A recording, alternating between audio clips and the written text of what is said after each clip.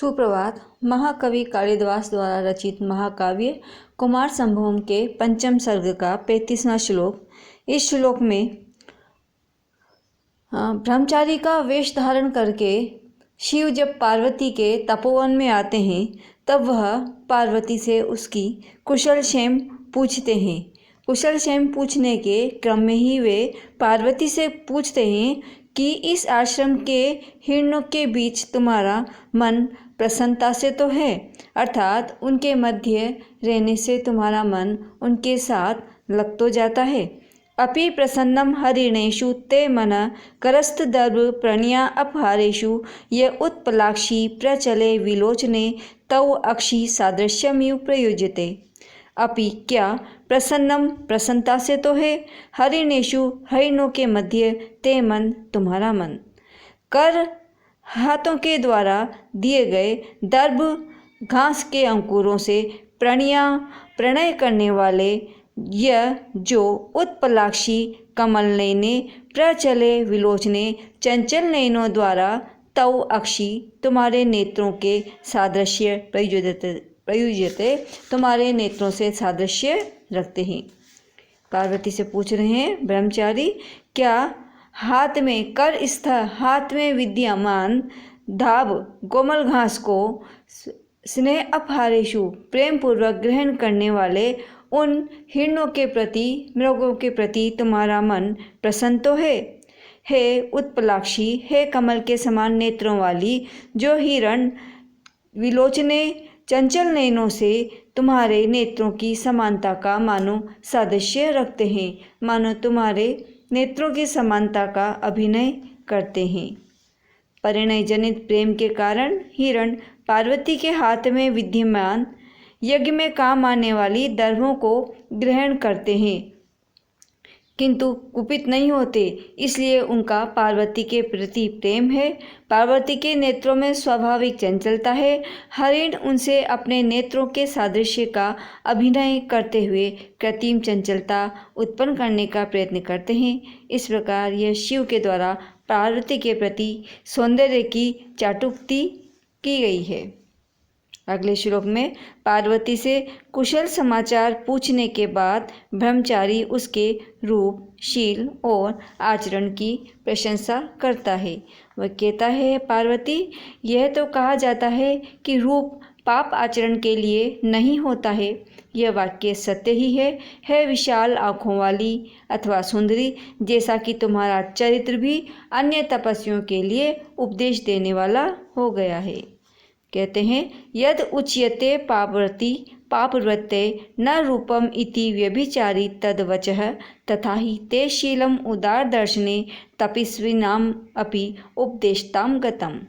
यद उच्यते, जो यह कहा जाता है पार्वती कि पापवृत्ते न रूपम, रूप जो है पापवृत्ते न पाप आचरण के लिए नहीं होता, तद वच, ये जो वचन है अव्यभिचारी सत्य ही है विशाल नेत्रों वाली सुंदरी, जैसा कि तथा ही जैसा कि ते तुम्हारा शील, तुम्हारा आचरण, उदार दर्शन और तुम्हारा उदार दर्शन तपस्विनाम अपि, अन्य तपस्वियों के लिए भी उपदेशताम गतम, उपदेश देने वाला हो गया है। जैसा कि तुम्हारा चरित्र तपस्वियों के लिए भी उपदेश देने वाला हो गया है। शिव पार्वती से कहते हैं कि विशिष्ट रूपवती तुम्हारा उदार दर्शन शील, तुम्हारा शील ही ऐसा है कि उसे देखकर अन्य तपस्वी भी उपदेशताम गतम, उपदेश ग्रहण करते हैं और अपने आचरण का परिष्कार करते हैं। लोक में भी कहा जाता है, यत आकृतिस तत्र गुणा वसंती न स्वरूपा पाप आचरा। इसी प्रकार सामुद्रिक शास्त्र में भी कहा गया है, रूपम शील अनुसारी। इस प्रकार स्तुति करते हुए पार्वती का मनोविनोद करके शिव उसके हृदय में प्रविष्ट करने के बाद उसके आंतरिक भावों को प्रकट करने का प्रयास करते हैं। अगले श्लोक में ब्रह्मचारी पार्वती की तपस्या की प्रशंसा करते हुए कहते हैं कि तुम्हारी तपस्या के कारण तुम ही नहीं, तुम्हारे पिता हिमालय पर्वत भी पवित्र हो गए हैं। ये जो तुम्हारे पर्वत हिमालय पर्वत तुम्हारे पिता हैं, वह अपने कुटुंब सहित और सप्त ऋषियों द्वारा प्रदत्त पुष्पहारों से हंसते हुए तथा स्वर्ग से गिरते हुए गंगा के जल से भी वैसे पवित्र नहीं हुए जैसे कि तुम्हारे पवित्र चरित्र से पवित्र हुए हैं। विकीर्ण सप्त ऋषि बलि प्रहासिवी तथा न गाढ़े सलिले दिवश्च्युते यथा त्वदीये चरिते अन्नाविले महीधर पावित एष सान्वय। यहाँ पर शिव पार्वती से कह रहे हैं, विकीर्ण बिखेरे गए सप्त ऋषियों के द्वारा बलि पूजा के फूलों से भी प्रहासवी सुंदर पूजा सप्त ऋषियों के द्वारा विकीर्ण बिखेरे गए बलि पूजा के पुष्पों से भी इतना प्रहासी भी सुंदर नहीं हुआ तथा न ही गाढ़े सलीले दिवश्च्युते दिवस का अर्थ स्वर्गलोक से गिरते हुए गांगे सलीले गंगा के जल से भी स्वर्गलोक से गिरते हुए गांगे सलीले गंगा के जल से भी और सप्त ऋषियों द्वारा बिखेरे गए पूजा के फूलों से भी उतना पवित्र नहीं हुआ जितना कि त्वदीय चरिते अनाविले तुम्हारे अनाविल तुम्हारे निष्कलंक चरित्र के द्वारा यह महीधर यह हिमालय पर्वत सान्वय कुटुंब सहित पवित्र हो गया। हिमालय पर धूलोक से गंगा का प्रवाह गिरता है, गंगा पवित्र है। सप्तऋषियों द्वारा प्रदत्त बलि पुष्प भी गंगा में प्रवाहित होते हैं, इससे गंगा और भी पवित्र हो जाती है। फिर भी गंगा हिमालय को उतना पवित्र नहीं करती जितना कि पार्वती का पवित्र चरित्र। पार्वती पुत्र पौत्र आदि सहित हिमालय को पवित्र कर रही है क्योंकि हिमालय उनके पिता हैं तथा वह हिमालय के शिखर पर ही तपस्या कर रही है। पार्वती का चरित्र गंगा जल से भी अधिक पवित्र है। इसका कारण है उसका अनाविल दोष रहित होना। तो यहाँ पर पार्वती के चरित्र में कभी भी अविलिता अर्थात पापाचरण की गंध नहीं आती। उसके आचरण से परिवार सहित कुटुंब सहित सारा हिमालय पर्वत पवित्र हो गया।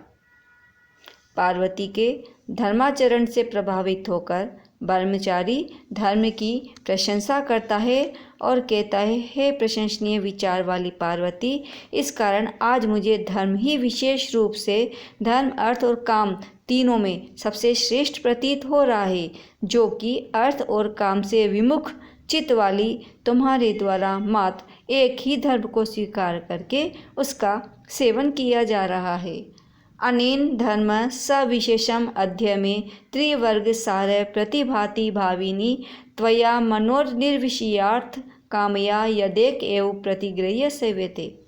अनेन धर्म इसी धर्म के द्वारा सविशेषम विशेष रूप से अध्य आज में मुझे यह धर्म त्रिवर्ग सार तीनों का सार प्रतिभाविनी प्रतीत हो रहा है। भाविनी है सुंदरी।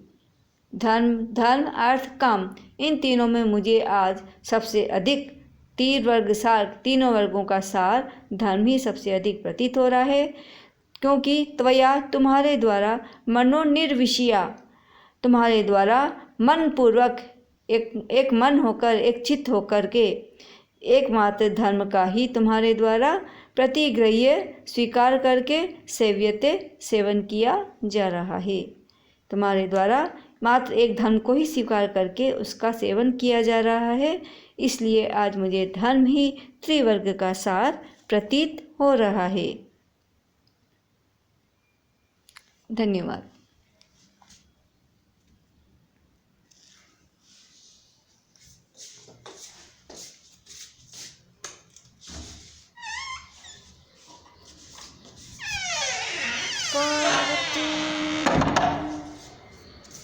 याद की पार्वती कहाँ गया?